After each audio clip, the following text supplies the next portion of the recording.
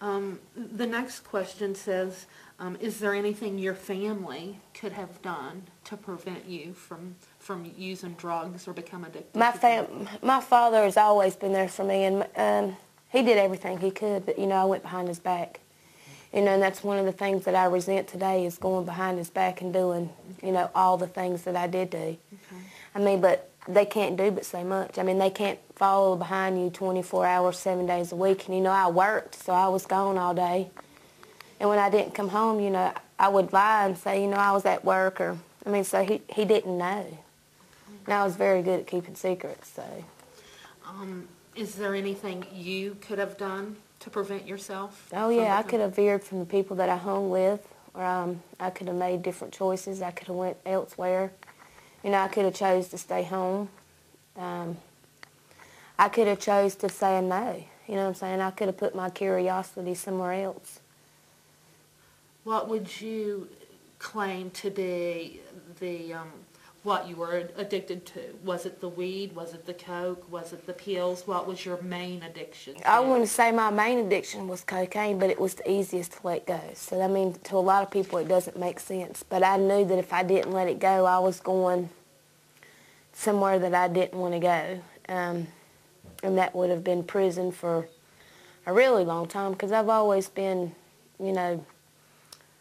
I've always known what it was, and I knew that if something didn't change or I didn't change, that there was going to be problems. So I let the cocaine go and started with the weed, which wasn't, nearly as bad. Like I said, I could get away with it, and it wasn't as obvious to everyone around me that I was high and geeking or whatever it is that, people use different words for, but cocaine was definitely a problem with me. It caused me to spend more money when I could have spent it elsewhere. It caused me to stay away from home a lot longer than I would have or that I should have. But it was definitely the most addictive drug that I used. How easy is it to get cocaine or weed or pills in Fayette County? Oh, very easy. It's everywhere you go. It's everywhere. You think it's... it's for some people it's harder to find, but when you find that person, it's a never-ending thing. It can be found anywhere. For kids younger than me, and I'm 26 years old, it's easier for the younger kids these days to find it than it is the older kids. Okay. It's everywhere. Is there any advice that you could give to a young person who hasn't started using drugs or alcohol yet, but who might? Just say no.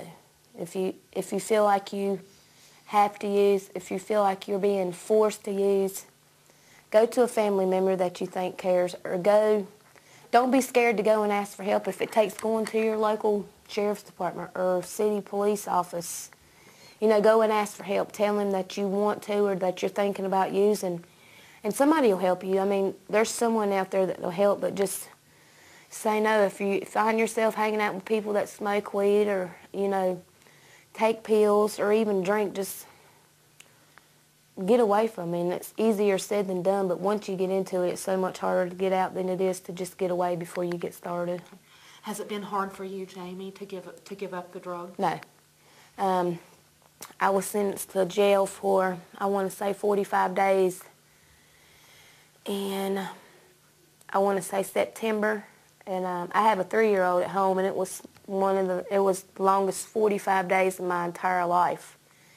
And, I didn't go through DTs or anything like that, but when I came back into the world, it was so much easier for me to say no, and it was so much easier for me to turn away from that crowd that I was with.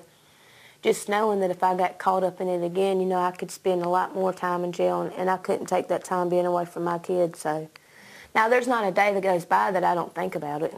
But, there's always that thinking about it, and then there's always that, if you do this again, what could happen and who's going to do without. When you talk about that, you think about it every day. In what way? There's something that triggers me, or there's something that I see or something that somebody says that reminds me of a time I used to use. Like I drive from here to Gully Bridge 2 times a day here and back, and there's a certain house that I go past that, I used to go to on a daily basis. And, there's no way around that house. I have to go right past this house. Mm-hmm.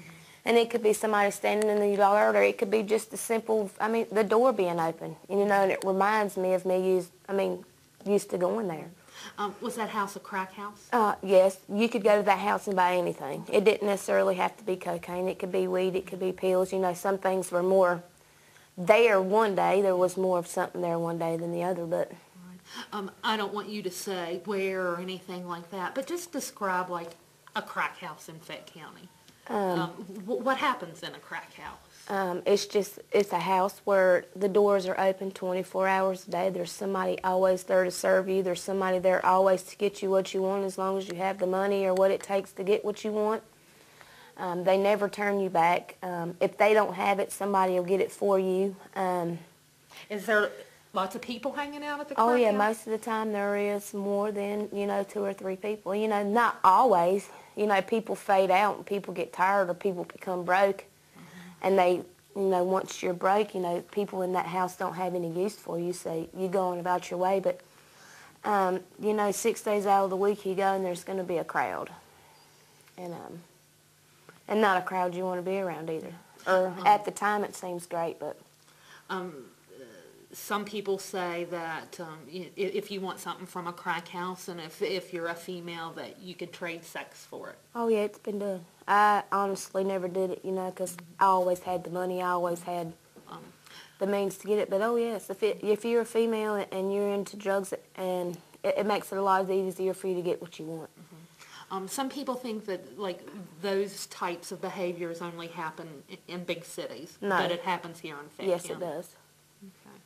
Okay.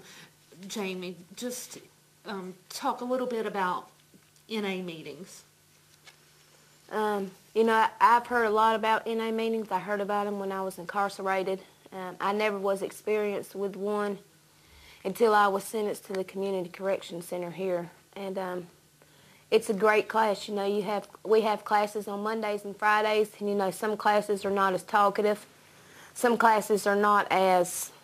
people sometimes feel down or, they're tired and they're ready to go home, but there's always a story that somebody can talk about that just makes you want to speak, and they're great. If you want to be helped with recovery, if you want to be led and not to going into drugs, because we have some people that's never used drugs. They may drink alcohol, but, once they come to an NA meeting, they don't even want to involve themselves with drugs. It's a great class. You come in, you listen. You don't have to say a word, but you listen to other people's thoughts and stories, and if that's really what you want, NA class is a great thing.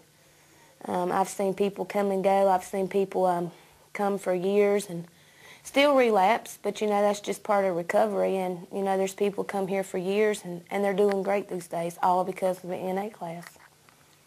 Thanks, Jamie. Mm.